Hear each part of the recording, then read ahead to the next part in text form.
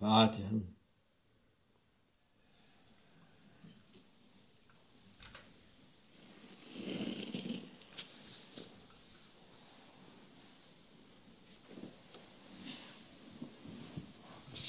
السلام عليكم.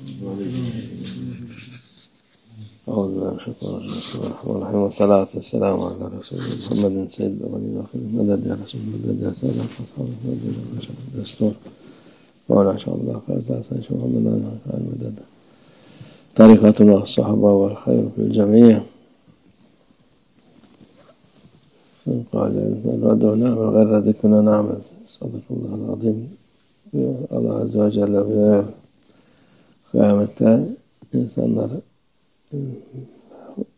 cehennemde olanlar daha fazla olan. Allah Almighty says that on the day of judgment, when it will be decided who the people will be who will go to hell, and the number of those who will go into hell will be numerous, they will wish the following. Keşke bizi geri dünyaya gönderse de bu kötü yaptığımız işlerde değil de başka türlü. On the day of judgment, those who will go to hell will say, if only we were sent back to the world, and instead of these bad deeds we did, we would do other kinds of deeds, righteous deeds, good deeds, they will wish. Ameller, salih ameller yapsak da temenni ederler.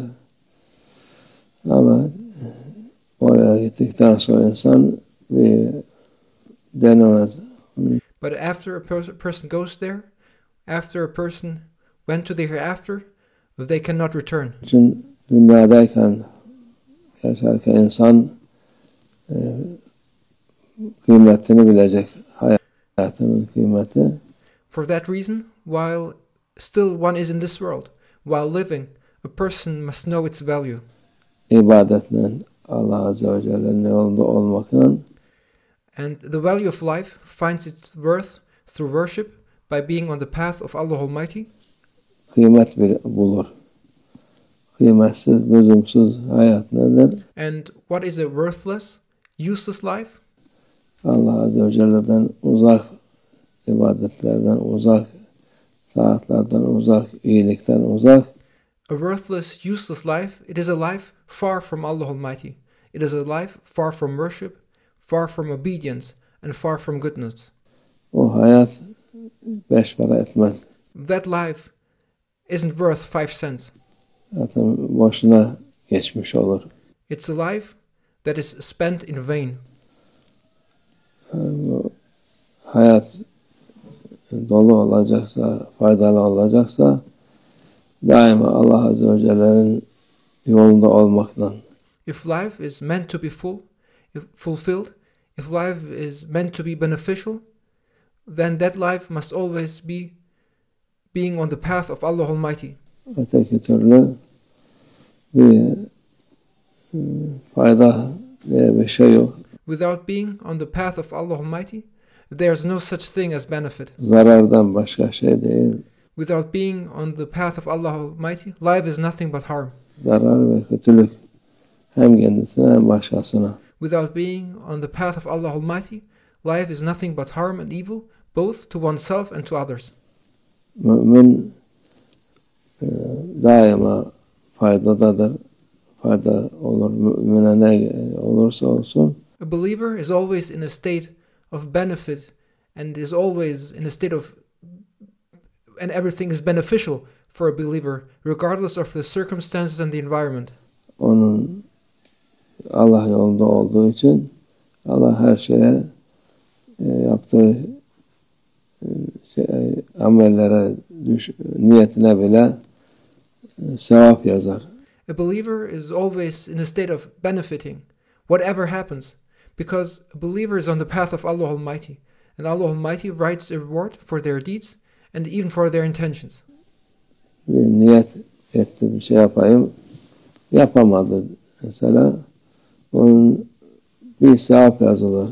For example, if a believer made an intention, I will do this, but he couldn't manage to do it, still Allah Almighty will write one reward for them. Yaparsa 10 sevap yazılır. And if they manage to do it, then Allah Almighty will write 10 rewards for them. 100 sevap. 1000 Allah indinde ne isterse Allah Azze ve Celle yazar ama And Allah Almighty may even write more. He may write 100, 1,000 rewards for one good deed. Whatever Allah Almighty wishes in His divine presence, He may reward His servant accordingly as He wishes. Yapamadığını dediğimiz gibi ona da sevap yazılır. But even if you intend a good thing, but you don't manage to do it, you couldn't do it, still Allah Almighty will reward you for that good intention. Bir kötülük niyet etti, yapamadı, ona bir şey yapılmaz. And if a person intends an evil deed, but doesn't do that deed, then nothing is done and nothing is written. Yani niyet kötülük yapacaksa, yapayım derken yapmasa ona bir günah yazılmaz. So even if a person may intend something bad or something evil, but he doesn't do it, then a sin is not written for them. Allah Azze ve Celle kimseye zulmetmez. Because Allah Almighty, He does not wrong anyone. He does not oppress anyone. Yapana da ikram eder. He, Almighty Allah, is generous to the one who does good. O günah yaparsa günah yazılır. Bir tane yazılır, 10 tane de yazılmaz. So even if one commits a sin, then only one sin is written. That sin is not multiplied. It's not turning into 10 sins, for example. Ama sevap onun tam tersi. Allah Azze ve Celle böyle bu ikramı müminlere, insanlara.